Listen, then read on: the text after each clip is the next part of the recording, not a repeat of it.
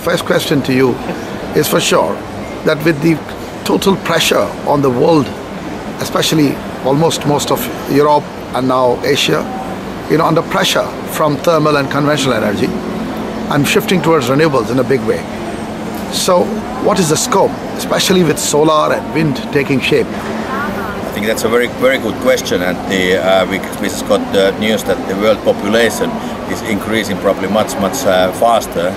People live longer than that used to be, which means that we have to produce so much more energy for people, their consumption, and a lot of countries, you see, like Myanmar are joining the modern economy. They need a lot of power. So at the IPPF, what we see is that every country should have a healthy energy mix. Right. In which form you produce energy. Of course, energy saving is important, but countries have some fortunate countries have a lot of oil and gas. So like Malaysia, they have got a lot, but in some other countries there's not any form. Let's say my home Hong Kong, we had to import almost all the electricity. So it depends now that it's a healthy energy mix, that all different forms of energy is accepted and put in use. So in other ways, we don't discriminate any energy. Every energy has equal opportunity as long as it's efficient and safe. That's right. So what do you see in this situation, because there's a huge pressure in countries like Germany against nuclear, and while on the other flip side of the argument, there are economies like India which have to progressively move towards nuclear energy because they have to feed a very large population. And one is this view. The other is there are experts in the world market, including probably people like us, who say nuclear is also a type of renewable energy, because you are able to do that in fast breeder reactors in India, where the old and spent fuel is reused for the next cycle. Yes, I think the latest figures from the Penwell publication was that there are 103 new reactors coming to Asia, nuclear reactors, within next 12-13 years, which is coming really fast. 60% of those are in India and China. Definitely, like big countries like your country and China, they need so much energy that there's no way that renewable energy can be built so fast. So either you get energy, or you wait longer, or you decide to use nuclear and some other new energies. Geothermal is coming, and there are new innovations coming all the way. For European perspective, some countries, Finland is really pro-nuclear, Germany is against nuclear, and this is understandable. Germany wants to make a jump in renewable energy, develop a lot of offshore wind parks, and probably they have enough funds and money and they want to do it. But for some other countries, it's not possible to change so fast. Okay, so I also want to ask you this question, how the technology progress, like we were just discussing some time back, the technology progress in wind, for example, with large capacity turbines, and also the same way building very large solar farms and parks. This would be really good. The solar parks, the technology is also for efficiency of the panels. It's changing now. It's really coming. So I think everybody would like to have more solar. The problem has been that the efficiency goes down so fast, and also it needs a lot of big land areas.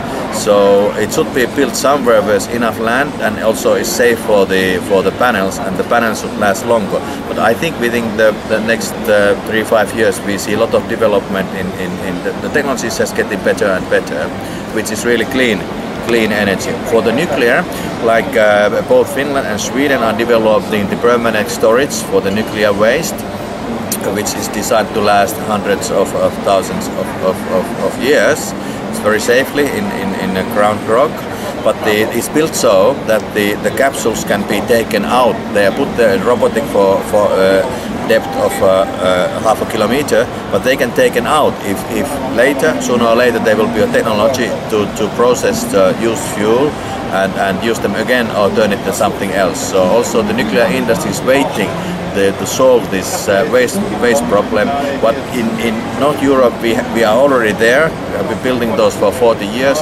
But in Asia there is not even any storage facility or plants really yet. So it's I can understand the people's feeling, because you can ask that, okay, what about the waste? But none of them have really plans yet. Yeah, but I would like to put a lead question to that. Like in India, we use the enriched uranium in the stage 1 reactors, stage 2 reactors. And then from heavy water, we have moved to pressurized water reactors. Yeah. Now from the PWR, we are moving to the fast breeder. Yeah. In fast breeder, we are using the spent fuel. Yeah. In fact, this primary fuel is used secondary fuel, and the secondary fuel becomes the fuel of the new reactor. How do you see such technologies coming back? I think it's developing rapidly, and also India is probably one of the leading system to this. Also China is developing fast. You know, in some older economies like my native country Finland, we have a political decision how the waste should be stored. And so we can't move it to the other, so easily. It had to be decided by the parliament. So I think these new dynamic economies, you can move faster to new technologies and solutions.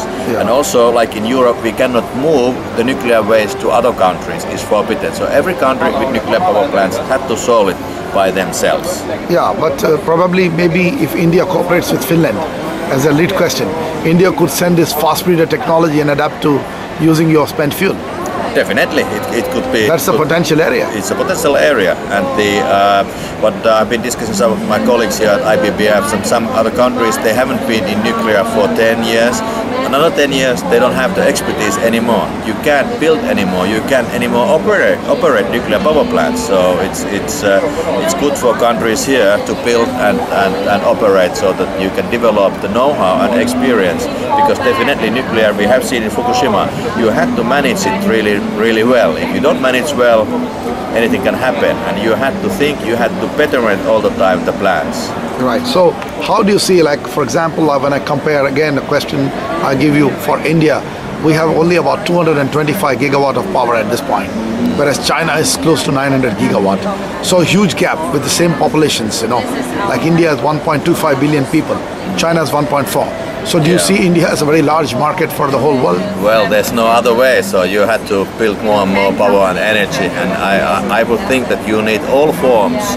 Don't discriminate any card, so take the energy which produces, and you had to take all, wind, nuclear, solar, everything had to be used, because the gap is so big.